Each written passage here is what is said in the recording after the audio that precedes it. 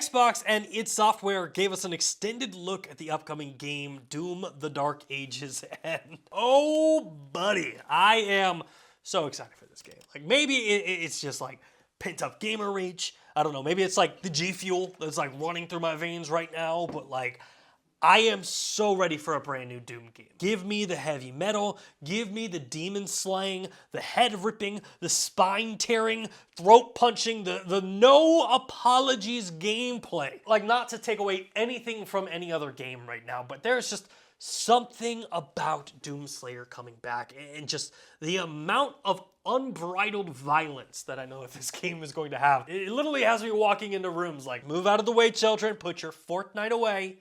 Daddy is about to play some Doom. Now, in case you missed it, the Doom Dark Ages reveal was part of the Xbox Developer Direct, which pretty much allowed developers to have an extended conversation about the games that they are working on. And id Software started off their portion of this game by pretty much confirming that Doom: The Dark Ages will be a prequel to the modern era Doom games and will serve as an entry point to new players, which raised a really interesting question here in the studio. It's like, with so many Doom games now, where do you start? Right? Or do you go like OG hipster and you're like, you gotta play the originals, man, they're so good? Or do you just forget that and say, no, 2016, it's a great starting point, try there, and if you like it, check out all the other ones? Or do you ride the dark horse and just say, no, start with Mighty Doom. That's the game you gotta play. Now, id Software did spend a good portion of this direct talking about gameplay and in-game combat specifically. And in Doom: The Dark Ages, your in-game combat will feel heavy. You're gonna feel strong, but it's still gonna capture the fast-paced gameplay Doom fans have expected. In fact, at one point they said like, hey, Doom 2016, our goal was for you to like run and gun.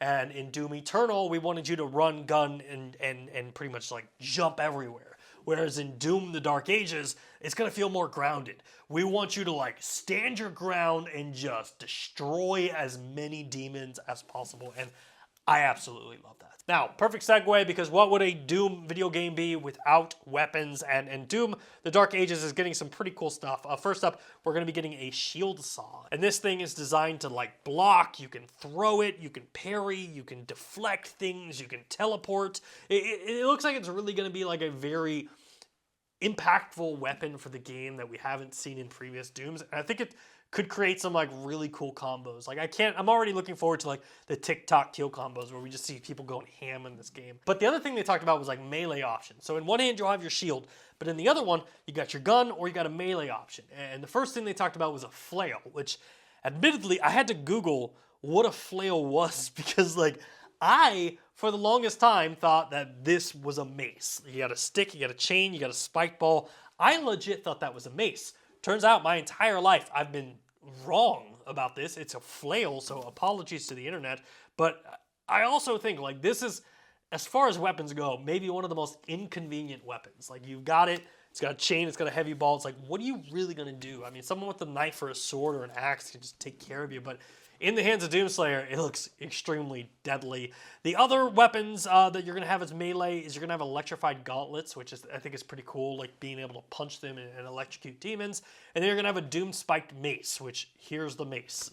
Not a flail, it's a mace. And the thing id Software made very clear about this is each one of these melee weapons will have their own unique glory kills and outcomes that come along with it. And as far as guns go, I mean, we saw a bunch of them. We saw a skull-smashing, bone-shooting machine gun. There's plasma guns. There's impaling cannons, which it just looks like it's creating such a super powerful feel to the game that once you play, you're going to feel like a god in this game. And again, as excited as I was about Doom, like knowing that this is what we're getting from a combat standpoint, I'm just like, can I get this now? And here's the thing, we haven't even talked about the mechs, right? Doom Eternal will have these things called Atlan mechs, which are 30-story tall mechanical Doomslayers, and you will be fighting these giant demons in these epic battles. And I just really hope that maybe like post-launch we get a Atlan mech mini mode where like all I do is just I'm in the mech and I'm just fighting off waves of giant demons and allowing me to just live all my Pacific Rim fantasies of me being inside Gypsy Danger and just fighting off kaiju. Like, this is an area that I'm very excited about the game. But then the other thing kind of hit me out of left field. You know, we talked about it a couple weeks ago. There was a dragon we see Doomslayer flying.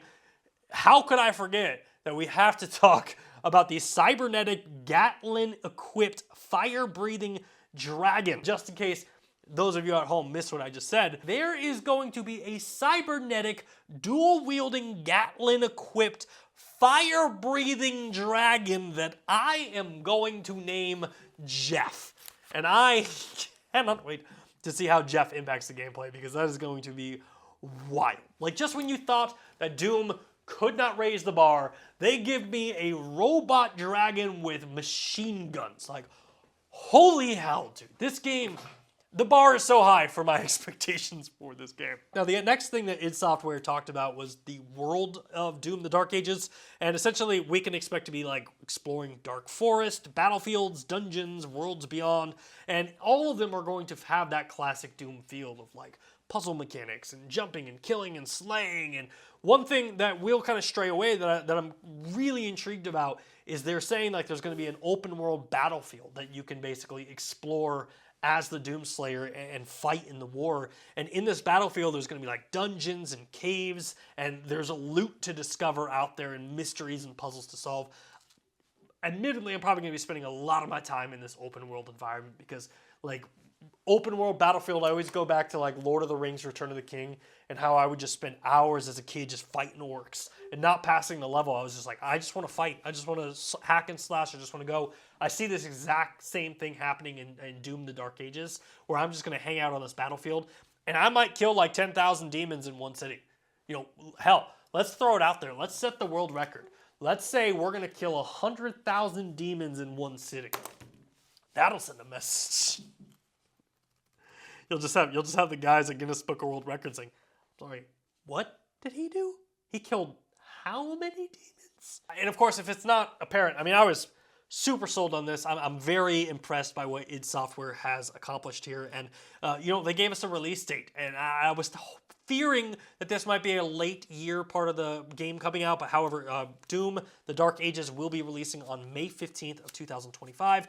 And id closed it out by saying this is going to be the best game that id has ever released. And, you know, recently I read Masters of Doom, which dives into like the history of id Software and how they went from like stealing computers to develop games on the weekend, to early build models of Doom, to revolutionizing the online multiplayer space with Quake.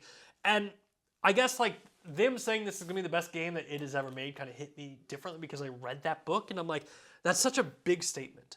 And it gets me even more excited about this game because I genuinely want a great Doom game in my life right now. And that id has the confidence to say like, this is the best game we've ever made. I just cannot wait.